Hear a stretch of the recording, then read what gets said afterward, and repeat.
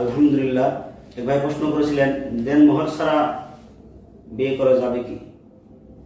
এর হাজিরিন, দেন মোহর ছাড়া বিবাহ করা সম্পূর্ণ নিষেধ।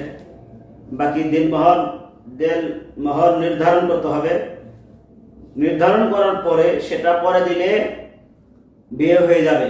আর এই নিয়ত থাকে যে দেন মোহর নির্ধারণ করলাম, দেন মোহর দিতে হবে বা দিতে হবে না বা দিব না, এই নিয়ত থাকলে বিবাহ সহি হবে না।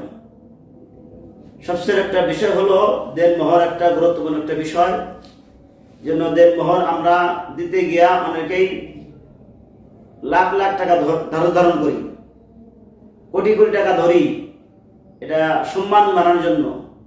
এই সম্মান না, যে সম্মান দেওয়া হবে না, নাম ফোটানোর জন্য আমরা যারা দেন মোহর অধিক হার ধরে থাকি, এটা সম্পূর্ণ নিষেধ।